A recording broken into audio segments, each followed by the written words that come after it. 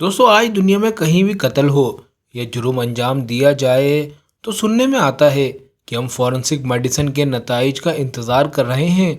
हर चीज़ में आखिरी फैसला समझा जाता है और वही तय करता है कि फ़लाँ शख्स पर मुकदमा चलेगा या नहीं, फ़लाँ ने चोरी की है या फिर नहीं, और इस तरह के दूसरे इल्ज़ामात जिनमें फॉरेंसिक मेडिसिन की बात को बहुत अहमियत दी जाती है। लेकिन अब सवाल ये है कि फॉरेंसिक मेडिसिन में आखिर क्या कुछ देखा जाता है कि इसकी राय इतनी अहम हो जाती है और ये जुराइम को पहचानने में कैसे कामयाब होता है। Welcome to my YouTube channel global mysteries. 1887 में स्कॉटलैंड के मुसन्निफ और डॉक्टर ऑर्थर ने कहानियों की एक सीरीज़ शाया की जो एक किरदार के गिर्द घूमती थी जिसका नाम शेरलॉक होम्स था। वो एक प्राइवेट डिटेक्टिव था जिसके पास पुलिस वाले पेचीदा मुकदमात लेकर जाते ताकि वो उन्हें हल करे और अंजाम तक पहुंचाए। शेरलॉक होम्स इन मुकदमात को कुछ ख़ास महारतों के ज़रिए हल करता, जैसे मुंतकी सोच, वाक़यात को आपस में जोड़ने की सलाहियत और छोटे छोटे शवाहिद को तलाश करना जिन्हें नोटिस करना मुश्किल होता है, और इन्हीं के ज़रिए वो केस का हल निकालता था। बिल्कुल इसी तरह जो काम शेरलॉक होम्स करता था वही काम फॉरेंसिक मेडिसिन भी करती थी, बस थोड़े महदूद अंदाज में। इसकी वजह ये थी कि उस वक्त ये साइंसी शोबा कमज़ोर था और इसके पास इतनी सहूलियात नहीं थी कि उसे बहुत बड़े और अहम फैसलाकुन मामलात में काबिल एतमाद इल्म माना जाए, बल्कि इस पर बिल्कुल भी इन्हिसार नहीं किया जाता था और ना ही इसे हतमी सबूत के तौर पर कबूल किया जाता। यहाँ तक कि यूनाइटेड स्टेट ऑफ अमेरिका ने भी फॉरेंसिक मेडिसिन को 1959 में जाकर तस्लीम किया, हालांकि ये उस तारीख से तकरीबन 150 साल पहले से मौजूद थी। जिस दौर में यूनाइटेड स्टेट ऑफ अमेरिका ने फॉरेंसिक मेडिसिन को तस्लीम किया, उस वक्त तक फॉरेंसिक मेडिसिन इतनी तरक्की कर चुका था कि दुनिया इस पर एतमाद कर सकती थी और इस पर डिपेंड किया जा सकता था। लेकिन यहाँ एक सवाल पैदा होता है कि फॉरेंसिक मेडिसिन ने यह सब कैसे मुमकिन बनाया, यानी वो कौन से मराहिल हैं जिन पर अमल करके ये छुपी हुई बातों को दरियाफ्त करते हैं और ये तय कर पाते हैं कि वाकई जुर्म हुआ है या नहीं। जब फॉरेंसिक मेडिसिन को किसी कत्ल की इत्तला दी जाती है तो सबसे पहले जिस चीज़ के बारे में माहिरीन सोचते हैं वो मौत का वक्त मालूम करना होता है, क्योंकि अगर हम इस वक्त का तयन कर लें जब जुर्म हुआ था और मरने वाले के रास्ते का पता लगा लें तो केस का बड़ा हिस्सा खुद ब खुद हल हो जाता है। लेकिन सवाल ये है कि हम जुर्म का वक्त कैसे मालूम करें जबकि हमने खुद ये वाक़या होते हुए नहीं देखा है। यहाँ डॉक्टर 3 चीज़ों का मुआयना करना शुरू करते हैं। पहली चीज़ लाश में खून के जमा होने का मुआयना है। इस मुआयने में फॉरेंसिक डॉक्टर जानता है कि दिल बंद हो चुका होता है, इसलिए खून जिस्म में हरकत नहीं करता, कि खून इस जगह जमा हो जाता है जिस तरफ लाश झुकी हुई होती है। अगर लाश को दूसरी पोजीशन में रखा जाए तो खून इस जगह से हटकर उस तरफ चला जाता है जिधर लाश का झुकाव हो जाता है। अगर ऐसा हो जाए तो इसका मतलब ये होता है कि इस शख्स की मौत को 12 घंटे से कम वक्त हुआ है, क्योंकि 12 घंटे के बाद खून जम जाता है और लाश को हिलाने से खून का मुकाम इतनी आसानी से तब्दील नहीं होता। दूसरा स्टेप इससे भी ज़्यादा बारीक होता है और वो है बॉडी के सख्त होने का मुआयना।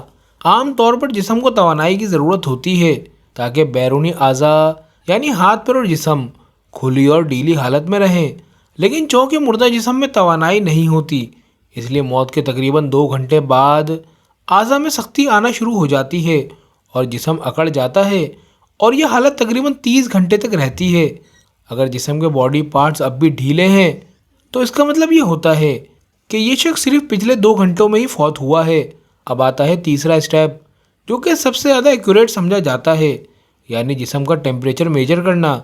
जब कोई शख्स मर जाता है तो उसके जिस्म का टेम्परेचर हर घंटे तकरीबन 1.5 डिग्री से कम हो जाता है, क्योंकि नॉर्मल इंसानी बॉडी का टेम्परेचर तकरीबन 37 डिग्री से होता है।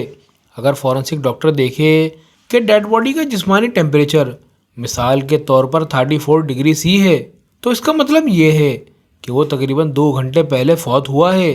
इसके अलावा डॉक्टर माहौल का भी ख्याल रखता है, क्योंकि सर्द माहौल में जिस्म ज़्यादा देर में हीट लूज़ करता है।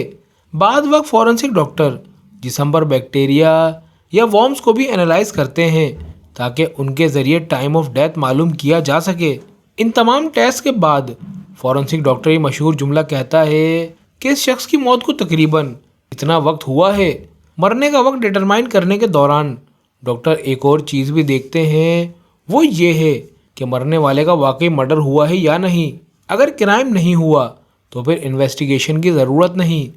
یہاں سے ڈاکٹر جسم کو انالائز کرنا شروع کرتے ہیں، جیسے جسم کے اوپر نشانات یعنی نوچنے کے نشانات، کسی چیز کے ضرب لگنے کے نشان یا کسی ہتھیار کا وار کرنے سے ہڈی کا ٹوٹ جانا۔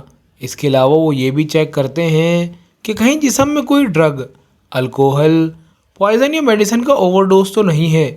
اگر کچھ نہیں ملتا تو پھر وہ کرائم کی لوکیشن کو انالائز کرتے ہیں تاکہ مرڈر ویپن یا اور ایویڈنس کو ریکور کر کے سسپیکٹ کو ٹریک کیا جا سکے۔ اس میں فنگر پرنٹس اور ڈی این اے انالائسس شامل ہیں۔ اسی وجہ سے جب کوئی کرائم ہوتا ہے تو پولیس سب سے پہلے کرائم سین کے ارد گرد یلو ٹیپ لگاتی ہے تاکہ کوئی ایویڈنس ڈسٹرب نہ ہو۔ فورنسک ڈاکٹر جب یہ ٹیسٹ مکمل کر لیتا ہے تو مرنے والے کی موومنٹ کو ٹریک کرتا ہے اور کرائم سین کے سراؤنڈنگ کیمراز کو ریویو کرتا ہے تاکہ یہ معلوم کیا جا سکے کہ کون کون شخص مرنے والے کی موت کے وقت اس کے آس پاس تھا۔ کئی بار ایسا ہوتا ہے کہ کسی پرسن کے مسنگ ہونے یا کسی ڈس اپیرنس کی رپورٹ آتی ہے یا کوئی شخص ظاہر کرتا ہے کہ فلاں شخص قتل ہوا ہے۔ یہاں فورنسک ڈاکٹر کا کام بہت امپورٹنٹ ہوتا ہے کیونکہ یہ ڈٹرمائن کرتا ہے کہ واقعی کرائم ہوا ہے یا نہیں۔ یہ کام وہ گھر وزٹ کر کے کرتا ہے جہاں کرائم کیے جانے کا شک ہو، اور اس کے علاوہ وہ لوکیشن بھی ایگزامن کرتا ہے جہاں خون موجود ہو سکتا ہے، چاہے مجرم نے بلڈ صاف کر دیا ہو یا مرڈر ویپن ہٹا دیے ہوں۔ یہ ٹاسک اگرچہ تقریباً امپاسبل لگتا ہے لیکن فورنسک ڈاکٹر کے لیے آسان ہوتا ہے کیونکہ وہ مخصوص کیمیکل کمپاؤنڈ استعمال کرتے ہیں جیسے کہ فینول اور ہائیڈروجن پیروکسائڈ۔ فورنسک ڈاکٹر ان کمپاؤنڈ کو اس جگہ اپلائی کرتا ہے جہاں اسے شک ہو کہ کرائم ہوا ہے۔ اگر فینول کا کلر پنک میں تبدیل ہو جائے تو اس کا مطلب ہے کہ وہاں واقعی خون تھا اور اسے صاف کیا گیا تھا، کیونکہ خون میں موجود ہیموگلوبن اس کیمیکل کے ساتھ ریئیکٹ کرتا ہے۔ اور صرف فینول ہی واحد طریقہ نہیں ہے جو خون کے آثار کو ٹریک کرنے کے لیے استعمال ہوتا ہو۔ اس کے علاوہ اور بھی کمپاؤنڈ استعمال کیے جاتے ہیں جن کے لیے فورنسک میڈیسن یہ معلومات کر سکتی ہے کہ واقعی مرڈر ہوا ہے یا نہیں۔ خون کے ہی ٹیسٹ کے ذریعے اگر کچھ چیزیں جیسے چاقو، چابی یا پائپ وغیرہ جس پر خون لگا ہو وہ مل جائے تو غالباً اس پر فنگر پرنٹس بھی مل جاتے ہیں۔ اس کے علاوہ وہ قاتل کے بیہیویئر کا اندازہ بھی لگا سکتے ہیں کہ کیا وہ نفسیاتی مسائل میں مبتلا ہے یا نہیں۔ جرم کے پیٹرن اور قتل کے ایکشن کو انالائز کر کے فورنسک میڈیسن مجرموں کے نفسیاتی پہلو کو بھی آئیڈینٹیفائی کر سکتے ہیں اور یہ نتائج کرمنل کو پکڑنے میں بہت مدد دیتے ہیں۔ حالانکہ فورنسک میڈیسن کی بہت سی برانچیں ہیں اور یہ مختلف سائنس کو کمبائن کرتا ہے، اس میں غلطیاں بھی ہو سکتی ہیں۔ یہ ایک حساس فیلڈ ہے کیونکہ لوگوں کے مقدر یا حتیٰ کہ پوری فیملیز کے مستقبل کو بھی متاثر کر سکتا ہے۔